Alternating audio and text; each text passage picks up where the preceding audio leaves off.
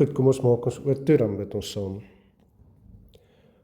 Ons almagtige God, Hemelse Vader, Here, ons dankie en ons loof en prys U dat ons ook vanmôre hier by mekaar kan kom, dat ons ook Pinkstersondag kan vier, dat ons kan terugdink in die geskiedenis ook aan hierdie dag waarop die Heilige Gees ook uitgestort is, en dat ons daarom dan ook nou kan weet dat U Heilige Gees in ons harte woon, en dat hy ons elke dag rig en lei om ook op die regte pad te bly, om ook te leef tot eer van U naam. Here, soos wat ons ook wil, omdat ons besef hoe groot U liefde en genade vir ons dan ook is. Here, ons dankie dat hierdie dag ook bekend kan staan as die geboorte van die kerk, en dat ons ook hier waar ons saam is, kerk van U kan wees. En Here, daarom, omdat ons ook kerk wil wees, omdat ons ook tot eer van U naam wil leef, vra ons dan ook, lei en rig ons ook vanmôre. Werk met die Heilige Gees deur ons harte en deur ons verstand.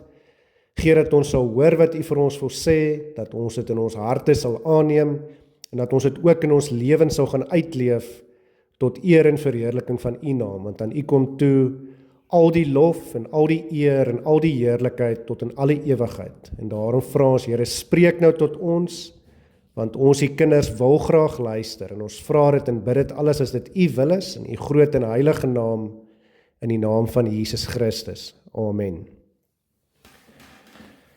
Goed, so ek wil vir ons lees in Handelinge 2, wat gaan oor die uitstorting van die Heilige Gees op Pinksterdag.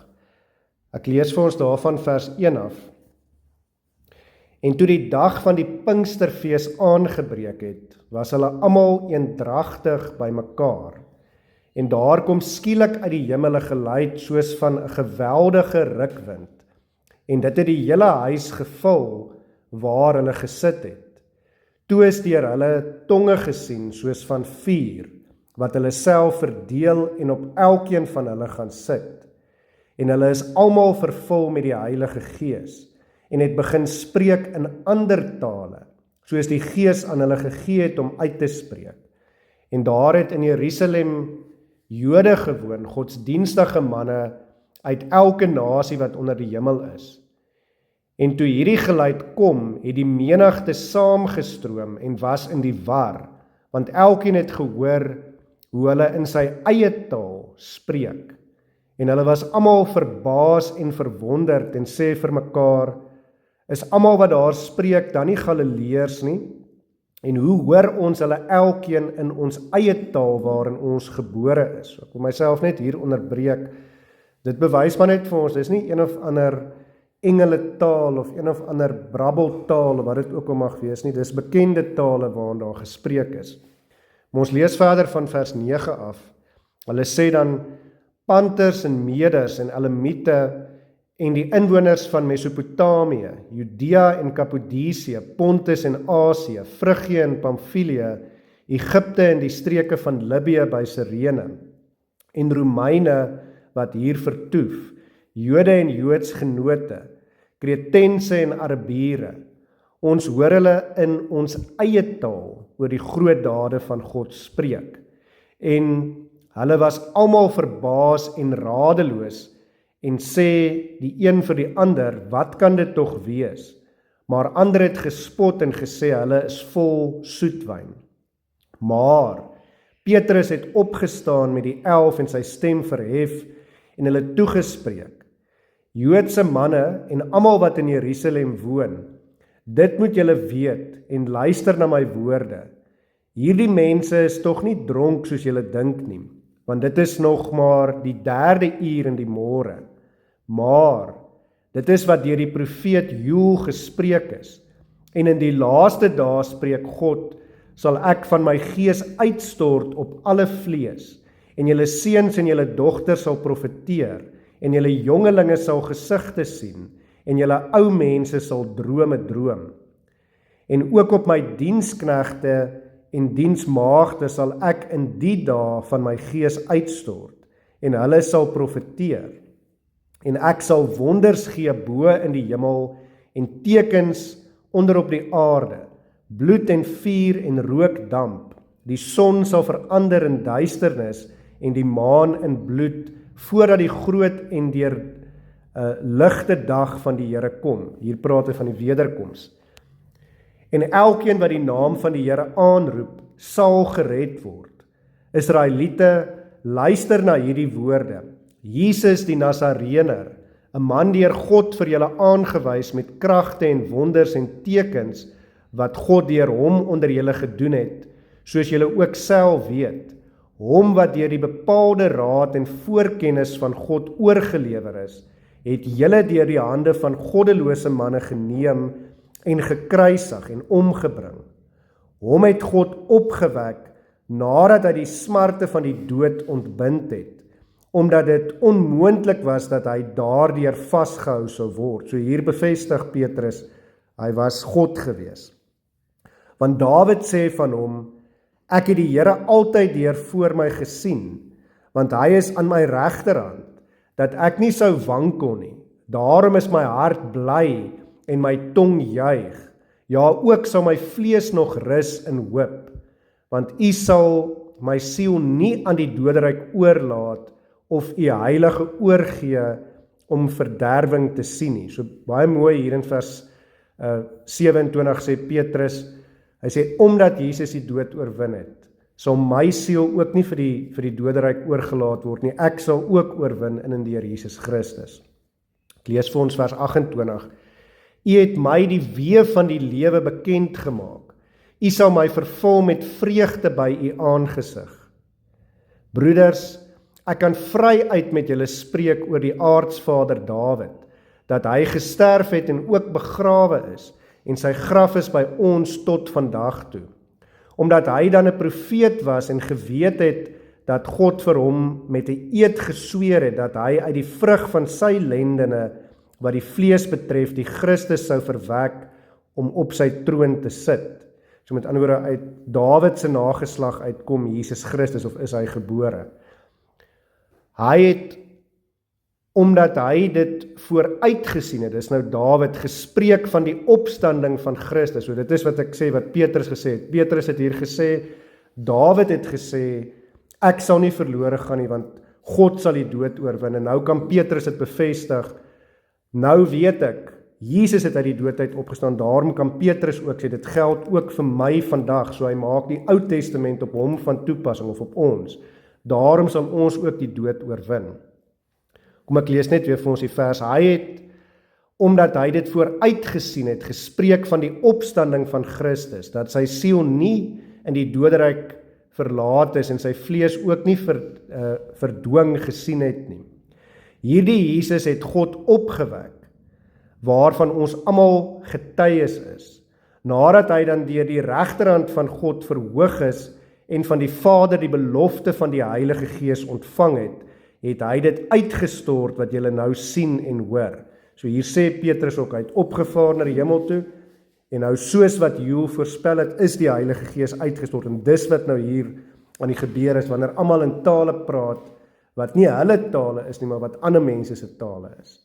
En dan lees ons in vers 34, want Dawid het nie in die hemele opgevaar nie, maar hy self sê, die Here het gespreek tot my Here, sit aan my regterhand, totdat ek u vyande gemaak het, 'n voetbank van u voete. Laat dan die hele huis van Israel sekerlik weet, dat God hom Here en Christus gemaak het, hierdie Jesus wat julle gekruisig het. Toe hulle dit hoor, is hulle diep in die hart getref, en het vir Petrus en die ander apostels gesê, wat moet ons doen, broeders? En Petrus sê vir hulle, bekeer julle, en laat elkeen van julle gedoop word in die naam van Jesus Christus, tot vergewing van sondes, en julle sal die gawe van die Heilige Gees ontvang. Want die belofte kom julle toe, en julle kinders, en almal wat daar ver is, die wat die Here onse God na hom sal roep. Met baie ander woorde het hy hulle besweer en vermaan en gesê, laat julle red uit hierdie verkeerde geslag. Die wat toe gedoop is, die wat toe sy woord met blydskap aangeneem het, is gedoop. En daar is op die dag omtrent 3000 siele toegebring. En hulle het volhard in die leer van die apostels en in die gemeenskap en in die breking van die brood en in die gebede. En vrees het op elkeen gekom en baie wonders en tekens het deur die apostels plaasgevind. Ek wil myself net weer hier onderbreek. Hoekom het daar by hulle vrees gekom? Dis nie hier 'n vrees in die sin van bang nie, maar dit gaan daaroor hulle te verwondering van God. Hoekom? Omdat hulle saam kerk was en saam die woord gehoor het. En uit die woord uit verstaan hulle meer van wie God is en wat God se doel vir hulle lewe is en hoe almagtig God is. En dan lees ons vers 44. En almal wat gelowig geword het, was by mekaar en het alles gemeenskaplik besit. En hulle eiendom en besittings het hulle verkoop en die opbrengs onder almal verdeel, volgens wat elkeen nodig gehad het.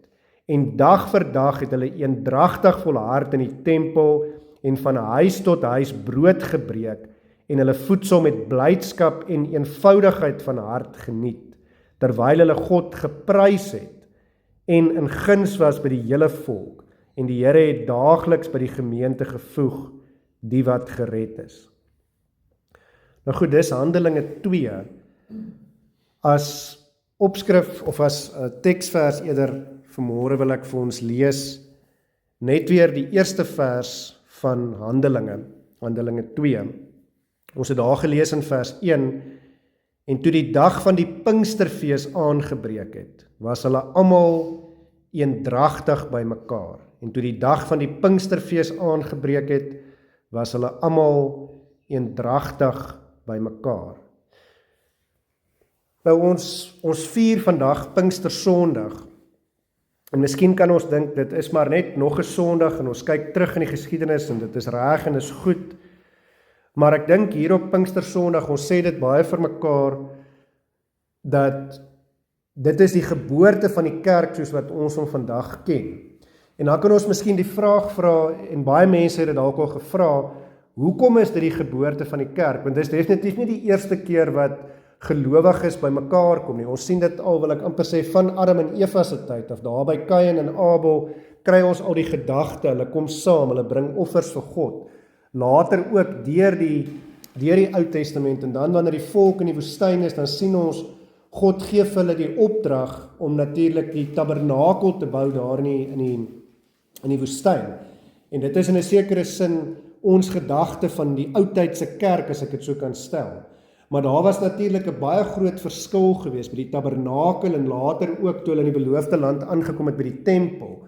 En dit het nie gelyk soos wat ons dit vandag hier doen, waar ons kerk hou, waar ons vir mekaar sê, ons is in tweegesprek met God, ook tydens die kerkdiens nie. Natuurlik was daar daardie verskillende afdelings, ek wil nie vanmôre weer in diepte en in besonder daarin ingaan nie, maar sekere mense kon nie in sekere van die afdelings ingaan nie. Net die hoëpriester kon in die allerheiligste vertrek, wat met die voorhangsel, met die gordyn bedek was, daar waar die ark van God en God se teenwoordigheid was.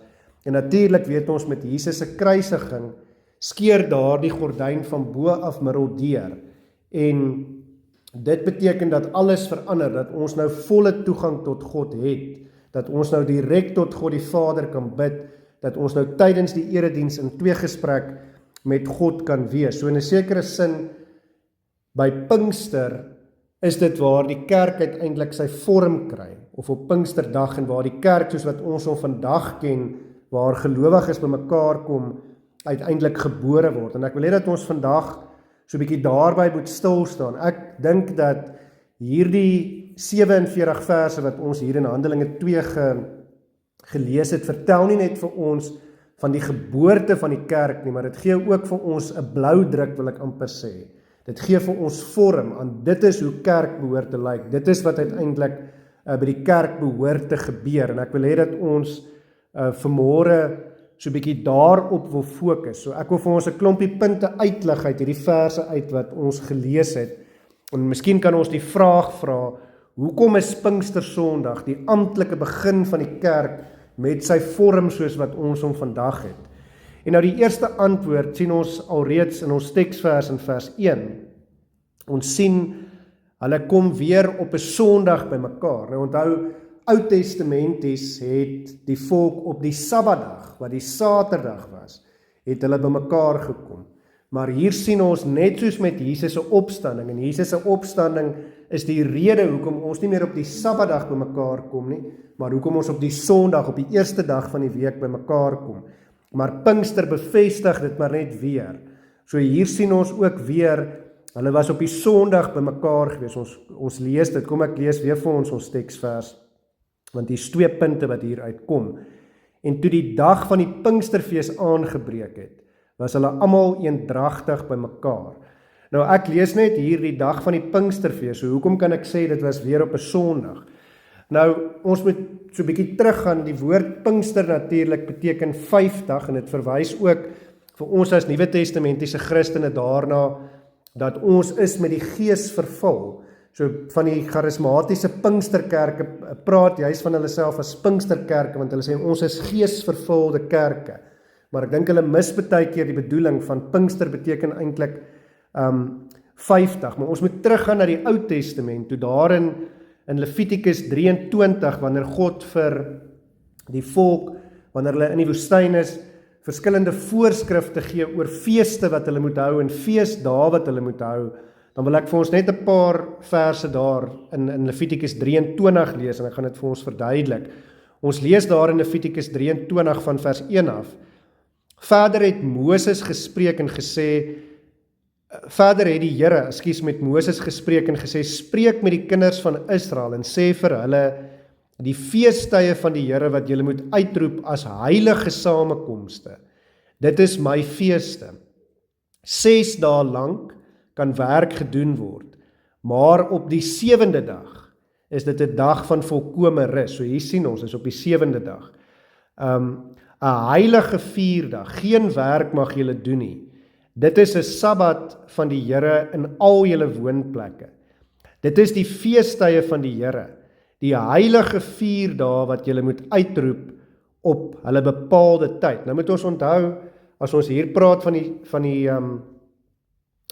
7de dag, dan is dit nog die Sabbat. 6 dae moet jy arbei en al jou werk doen. So dit is hier tegnies nog die Saterdag, die Ou Testamentiese Sabbat. Maar dan sien ons in vers 5, in die eerste maand op die 14de van die maand, teen die aand, is die Pasga van die Here. So dit is wat God sê, julle moet nog steeds die Pasga onthou, dat ek julle uit Egipte uit gered het, dat die verderwer nie julle eerstgeborenes doodgemaak het, soos die van die Egiptenare nie, want die bloed van die lam was op die deurkosyne geverf.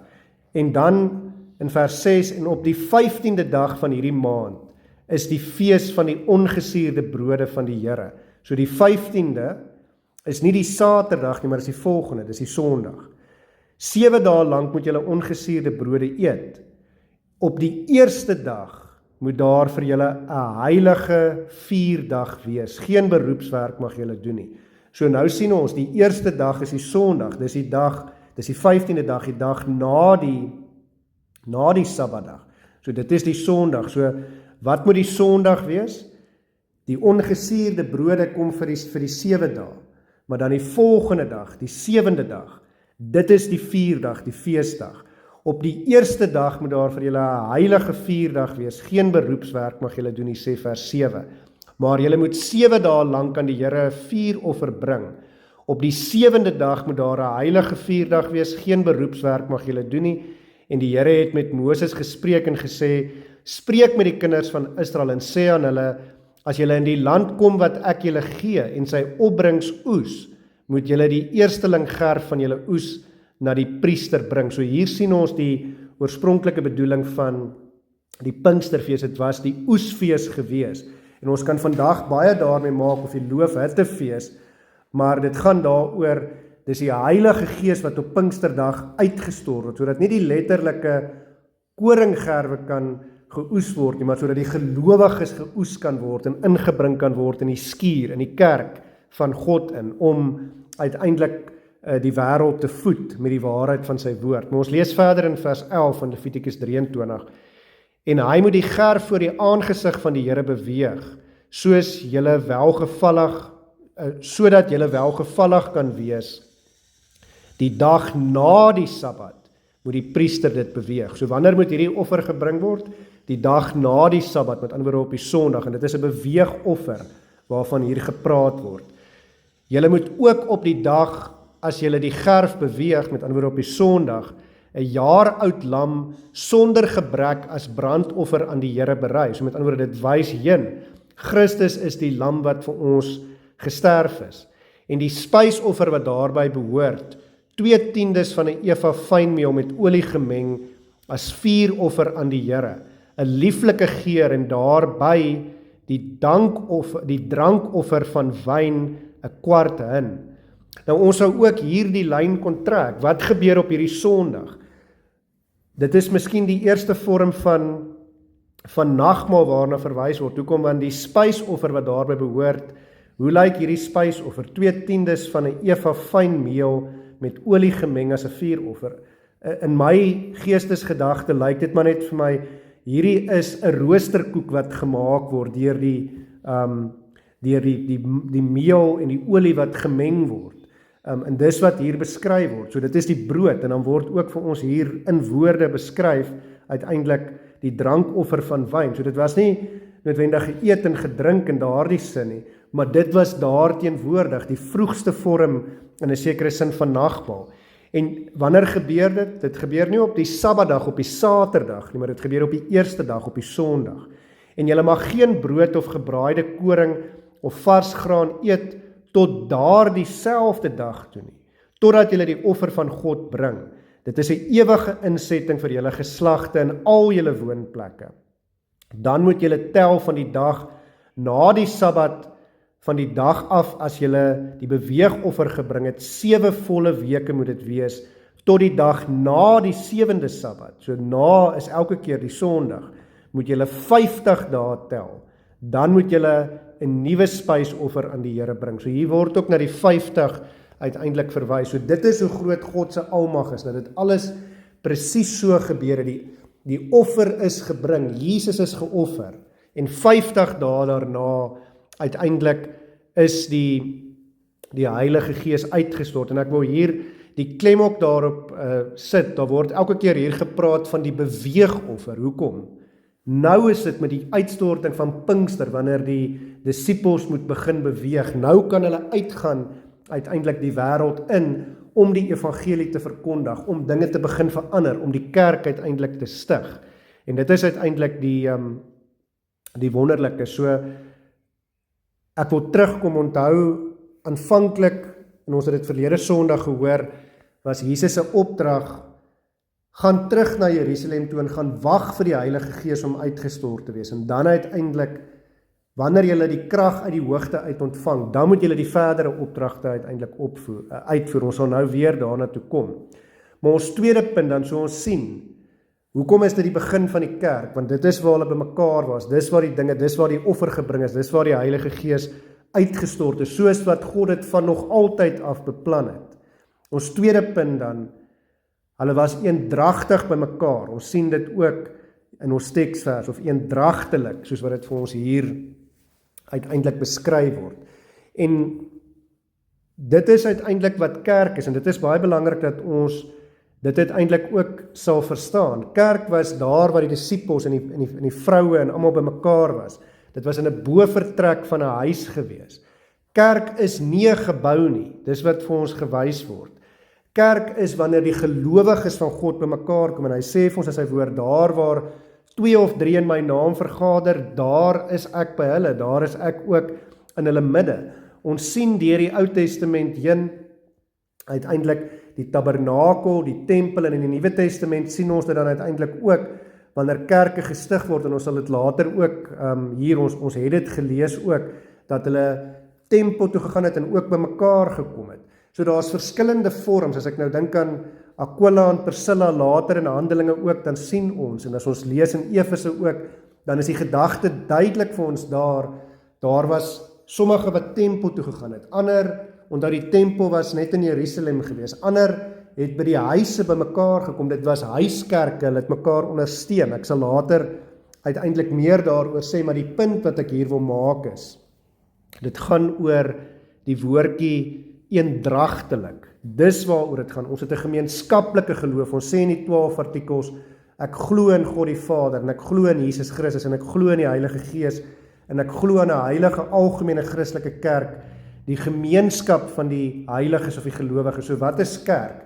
Kerk is nie die gebou nie, kerk is die gemeenskap, met ander woorde dit wat ons eendragtiglik glo en dit wat ons eendragtiglik saam doen. Dit gaan oor die hart wat moet reg wees. Dis wat kerk is, wanneer die hart reg is en ons uiteindelik by mekaar kom omdat ons harte reg is, omdat ons in God glo, omdat daar 'n begeerte is om meer te weet van die Here en ook omdat die hart reg is, omdat ons gehoorsaam wil wees aan God. Dis juist wat die Here ook vir ons leer. In die Bybel word dit vir ons gesê, ek dink spesifiek aan Hebreërs 10 vers 25, wat sê ons moet kerk toe kom. Moenie die onderlinge byeenkoms verontagsaam nie, maar moedig mekaar aan, hoe nader julle sien, die dag kom nader, soos Sondag nader kom, moet julle mekaar aanmoedig en aanspoor. Kom kerk toe, ons sien mekaar by die kerk, want ons glo dieselfde, ons glo in die drie enige God, ons glo dat Jesus vir ons gesterf en oorwin het, en dit is uiteindelik wat kerk is. So dit gaan nie oor getalle nie, ons sien dit ook hier. Partykeer was daar duisende by mekaar.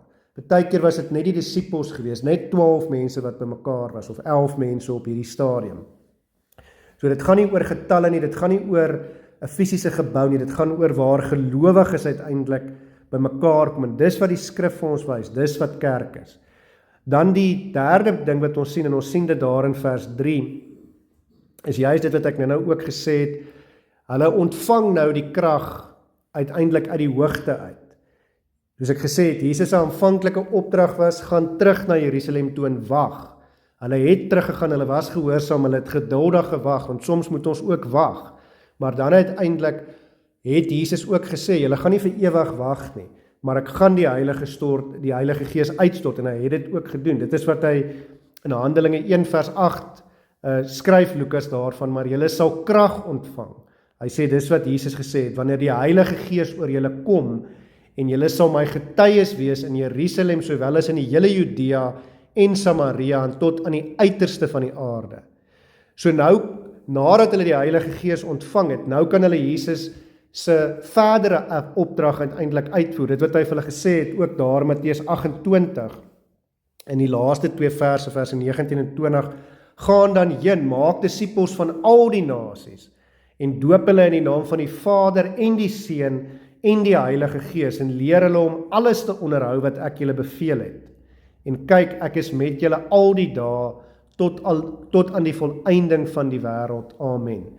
So hulle het nie in die tussentyd mense gedoop, toe hulle gewag het vir die Heilige Gees om uitgestort te word nie. Ja, dit was net 10 dae, maar die punt is maar net, hulle het gewag, en nou dat die Heilige Gees uitgestort is, onmiddellik, nou doop hulle mense, maar die verdere punt wat ek hieronder wil maak is, sien raak, dat as gevolg van die Heilige Gees, mense het vir hulle gevra, uiteindelik, wat moet ons doen? Daar was 'n begeerte in mense se hart, en dan sê hulle, dis wat Jesus gesê het, ons moet julle doop, en dan doop hulle mense, en dan word uiteindelik by die kerk bygevoeg.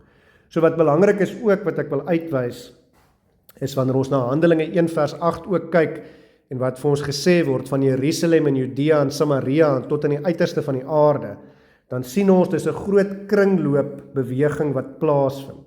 Dit begin by die kerk. By die kerk word die woord geleer, die evangelie word verkondig, ons bemoedig en ons bekragtig by mekaar. Dit gaan uit na die wêreld toe, en die vir wie ons dit vertel in die wêreld, hulle begeerte is onmiddellik om terug te kom na die kerk toe, sodat hulle uiteindelik gedoop kan word, van God kan leer, ook disippels kan wees, wat ook weer uitgang. So dis 'n groot kringbeweging wat alles uiteindelik plaasvind, maar dit begin by die kerk, daar waar gelowiges uiteindelik saamkom, daar waar die woord uiteindelik geleer word, want dis juist wat Paulus ook skryf. Hy skryf in Romeine 10 in verse 14 en 15, daar die bekende verse, hoe kan hulle hom dan aanroep en wie hulle nie geglo het nie? En hoe kan hulle in hom glo van wie hulle nie gehoor het nie? En hoe kan hulle hoor sonder een wat preek? So die oorspronklike hoor begin by die kerk, daar waar die Bybel uiteindelik vir ons oopgebreek word. En dit is juist deel van God se plan. Dis hoekom hy sê, moenie die onderlinge byeenkoms veragsaam nie, kom kerk toe, wees deel van die kerk. En dan lees ons in vers 15, en hoe kan hulle preek as hulle nie gestuur word nie? Soos geskrywe is, hoe lieflik is die voete van die wat die evangelie van vrede verkondig, van die wat die evangelie van die goeie verkondig. So die evangelie moet verkondig word, die waarheid van God se woord. En ons sal nou daarby kom. Die volgende punt wat ons sien, as ons dan juist praat ook oor die kerk en hoe die kerk gevorm het en begin het, dan sien ons in vers 6, 'n menigte het saamgestroom. Ek wil dit weer vir ons lees daar in vers 6, ons lees daar, en dit is baie interessant hoe dit beskryf word, en toe hierdie geluid kom, met ander woorde hierdie rukwind, die Heilige Gees wat uitgestort is, het die menigte saamgestroom, en was in die war, want elkeen het gehoor hoe hulle in sy eie taal spreek. Nou, hulle het nie noodwendig geweet wat nou hier aangaan nie. Ek wil amper sê dit was vir hulle so 'n bietjie van dit mekaar bring. Hulle hoor hierdie geweldige geluid, en nou kan ek myself insien. Onthou, die Heilige Gees word uitgestort hier op die disippels wat daar in die bovertrek is, en nou hoor hulle hierdie vreeslike geluid, en nou storm almal uit hulle huise uit.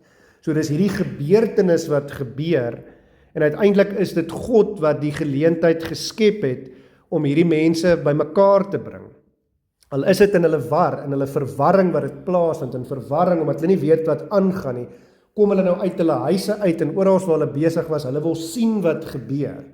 En dis hierdie geleentheid, God skep die geleentheid. God bring mense bymekaar. Dit is die opskrif van hierdie punt. God bring mense bymekaar op watter manier hy ook al wil, sodat hulle uiteindelik oortuig kan wees van die waarheid. Want hier stroom al hierdie mense saam. En nou is daar geleentheid vir hulle om uiteindelik die evangelie te hoor, ook in hulle eie taal. En dit is die wonder wat uiteindelik hier gebeur. God skep die geleentheid. En ons kan dit ook vandag weet, God skep nog steeds uiteindelik die geleentheid, sodat ons die evangelie kan verkondig met woord en met daad. En wanneer ons die evangelie verkondig, sal die Heilige Gees mense laat glo. Ons kan nie mense in God laat glo nie, dis die werk van die Heilige Gees.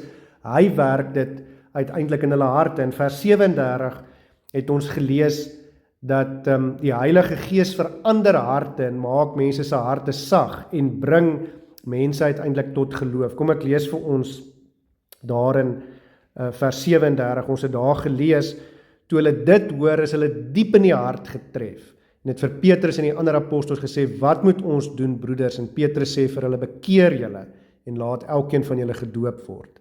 So met ander woorde, dis die Heilige Gees, nadat die evangelie verkondig is, wat uiteindelik in hulle harte gewerk het, sodat hulle moet glo. En dan sien ons daar in vers 41, dat het God self is wat dan by sy kerk voeg. En dan sien ons ook weer in vers 47, dat het God is wat byvoeg, 3000 siele uiteindelik word bygevoeg. So elke keer weer, dis God wat verantwoordelik is om sy kerk te laat groei, soos en wanneer hy wil. En dit is ook baie belangrik. Dan vyftens sien ons, en ek wil amper sê, ons het nou so half gesien hoe ontstaan die kerk, met hierdie eerste 4 punte. Nou van die 5de punt af begin ons in 'n rigting beweeg vir ons sien, hoe funksioneer die kerk? Hoe behoort kerk uiteindelik te lyk? En ons sien dit daar in vers 11, die eerste ding wat by die kerk gebeur, is daar word van God se groot dade uiteindelik gespreek, daar word geprofeteer, soos wat vers 18 ook sê. Kom ek lees weer vir ons vers 11 en ook vers 18. Ons het dan vers 11 gelees, dat hulle sê, Kretense en Arabiere, hulle beskryf nou nog hier, mense wat in wie se tale hulle almal die evangelie gehoor het, Kretense en Arabiere, ons hoor hulle in ons eie taal, oor die groot dade van God spreek. So dit is wat by die kerk gebeur, dit is wanneer dit uiteindelik kerk word, en dan ook vers 18. In vers 18 het ons gelees, en ook op my diensknegte en diensmaagde sal ek in die dae van my gees uitstort, en hulle sal profeteer. So dit is wat gebeur. Wat is dit om te profeteer? Dit is om van die groot dade van God te vertel, om die evangelie uiteindelik te verkondig. En dit is die wonderlike wat ons dan uiteindelik hier raak sien. Nou wat sou tipies hier die groot dade gewees het? Hulle is in die Nuwe Testament, so dit kon nie anderster gewees het nie, as om dit wat in die Ou Testament uiteindelik gebeur het, dan ook te beskryf. Paulus sê juist vir hulle hier, dis wat hy in verse 16 en 17 wat ons gelees het ook sê.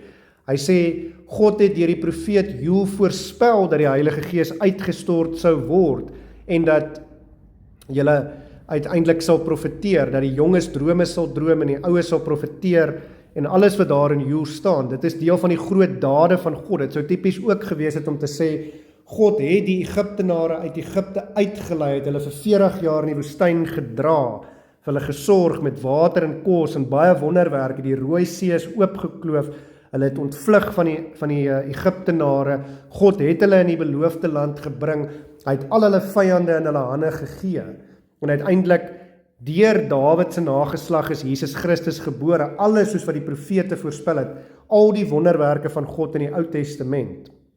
So daar is oor die wonders van God uiteindelik gepraat. Dit is uiteindelik wat hierdie gedeelte ook kan wees. Party kommentatore, Bybelgeleerde sê ook hier, dat ons alreeds hier daarvan kan praat, dat wanneer daar van die groot wonders van God gepraat word, dat ons dit uiteindelik kan betrek met wat ons vandag doen, wanneer ons lofsange in die kerk sing tot eer van God.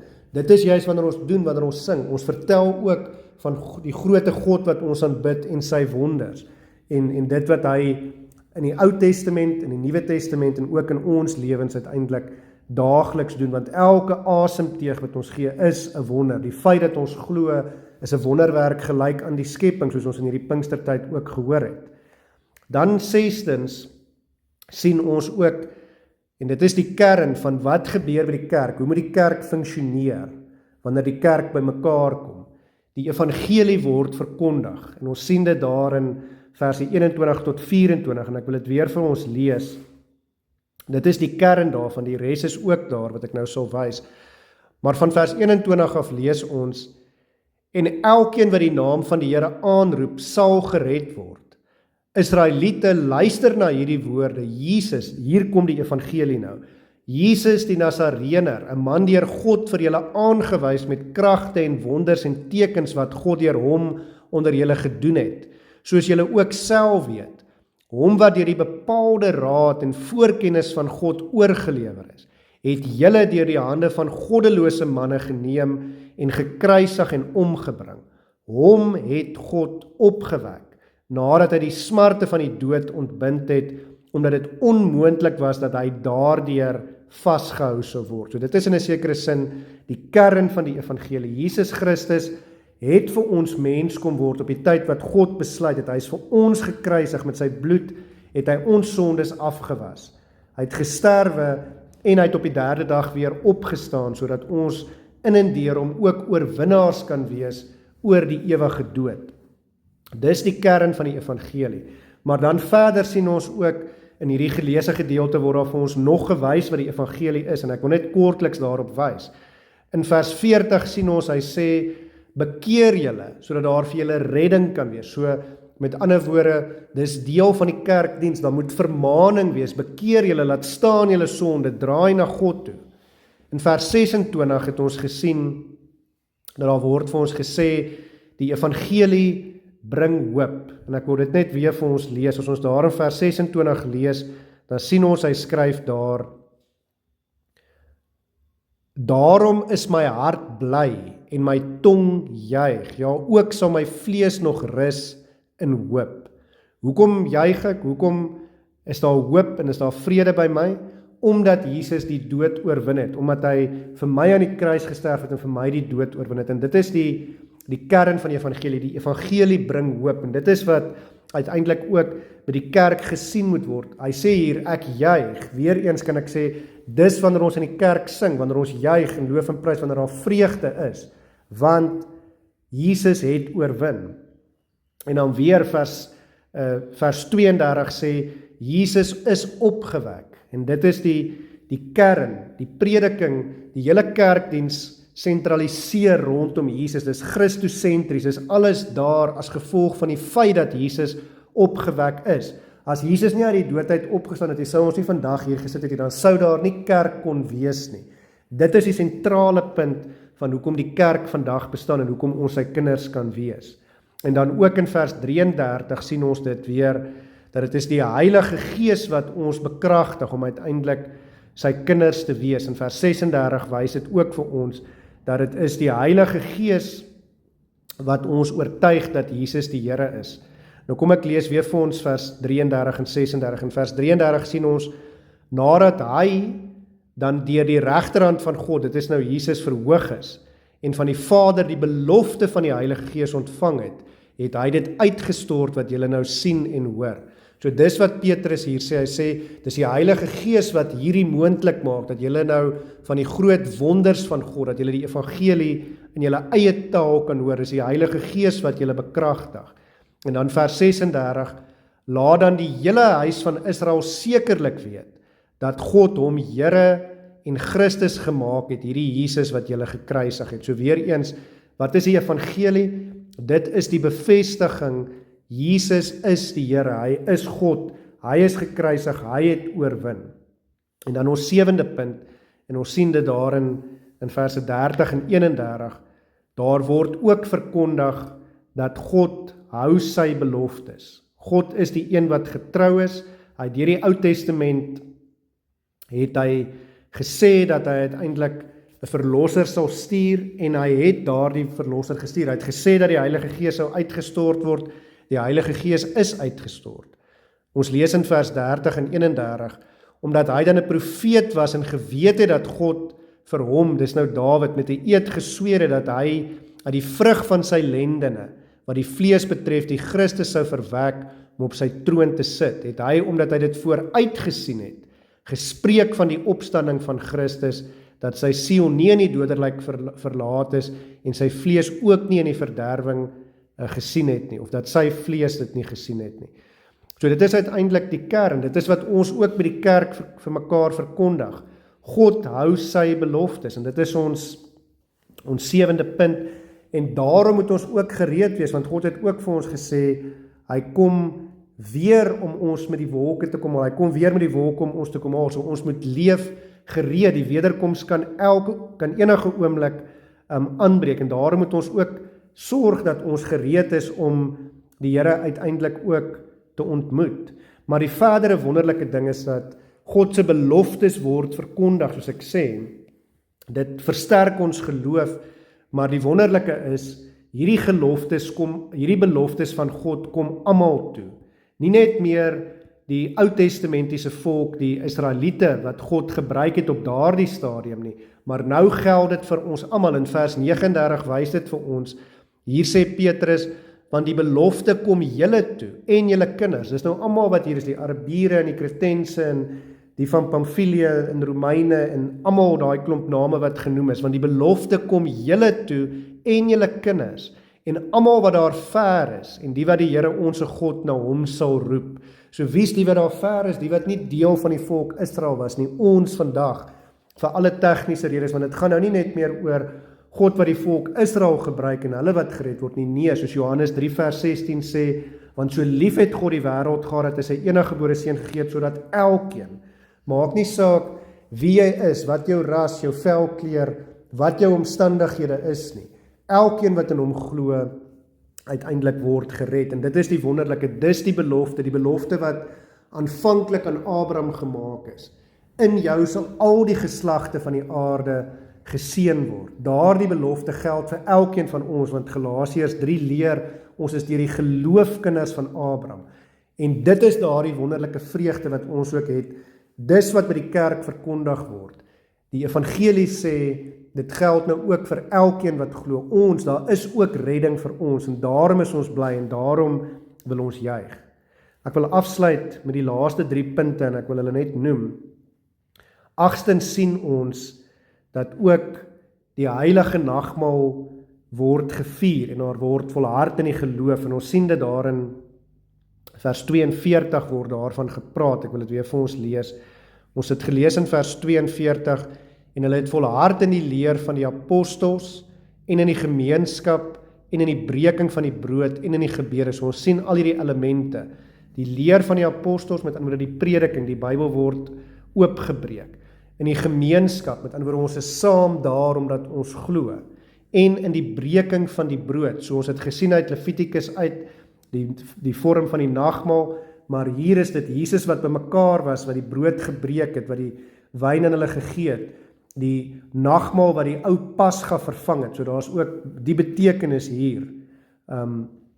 Ons sien die Pinksterfees aanvanklik was na die Pasga, 50 dae daarna gewees. So Goeie Vrydag en uiteindelik 50 dae daarna. So die nuwe bedeling is nou nie meer die Pasga nie, dis nie meer die besnydenis nie, maar dis nou uiteindelik die heilige nagmaal en die doop wat die Ou Testamentiese sakramente vervang het.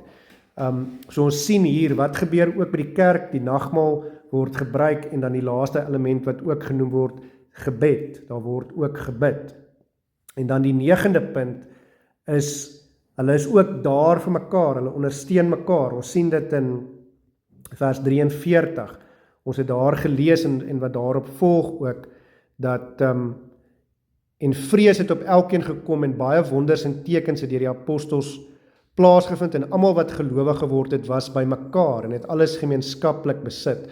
Nou hier beteken dit nie noodwendig dat ons soos hulle moet maak en ons goeders verkoop en die geld onder mekaar moet verdeel nie, maar die punt per net hier is hulle sorg vir mekaar. Later lees ons ook dat die ampt van die diaken, as ons dit nou maar so kan stel, ontstaan het omdat hulle by die kerk geld ingesamel het om vir die armes te sorg, om vir die weduwees en die wees te sorg. So dis ook wat daar by die kerk uiteindelik gebeur. So die diakens was, die ampt van die diaken was ingestel, die manne was verkies, sodat hulle die werk kon doen om die offergawes in te samel, sodat dit weer uitgedeel kan word aan die armes. En dis die volgende funksie. En dan die laaste ding wat ons sien weer eens die hoofdoel.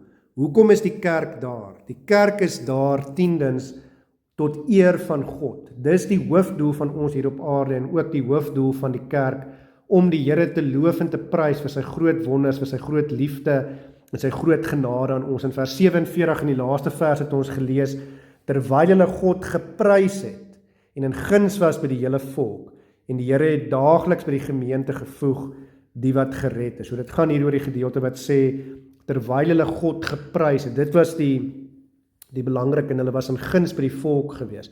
So met ander woorde, hulle het so geleef dat die volk, dat die mense buite kon sien dat hulle God geprys het. En dis uiteindelik die kern van alles waaroor dit gaan. Kerk is daar tot eer van God.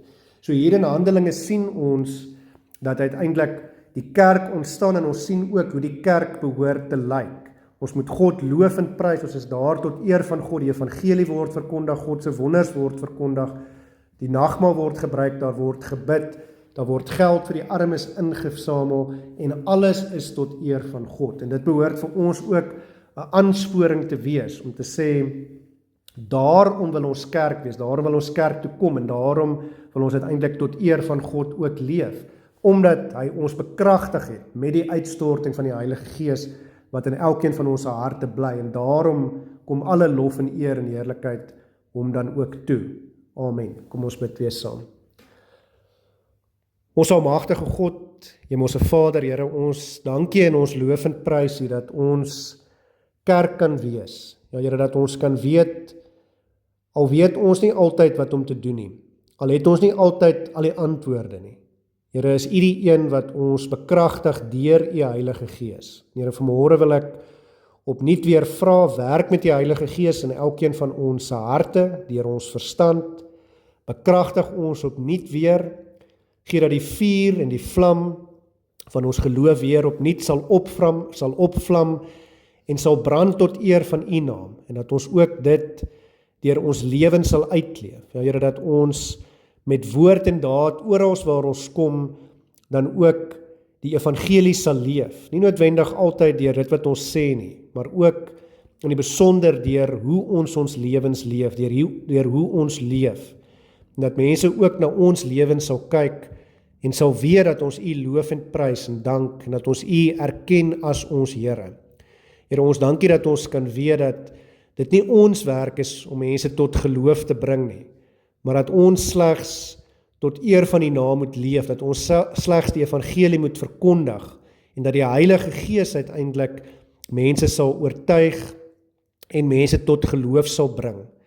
Here, ons dankie vir die gawe van die Heilige Gees, en ons dankie dat ons in hierdie tyd kan lewe, daar geen meer onsekerheid is nie, maar 'n tyd waarin ons kan weet, ons is U kinders, U het ons uitverkies, en U wil ook vir ons gebruik om deel te wees van daardie belofte wat U ook aan Abraham gemaak het, dat U hom en sy nageslag dan ook sal gebruik tot 'n seën vir al die geslagte van die aarde. Here, omdat hierdie taak so groot is, omdat die oes so groot is en die arbeiders so min is, wil ons dan ook vra, Here, stuur nog arbeiders en gee ook vir ons wat arbeiders is, die krag, die moed, die hoop en die vuur, om ook tot eer van U naam te leef, omdat die lof en die eer en die heerlikheid ook vir U toekom tot in alle ewigheid. Here, ons wil ook vra, wees saam met elkeen van ons in ons unieke omstandighede, rig ons, lei ons, werk met die Heilige Gees deur ons harte,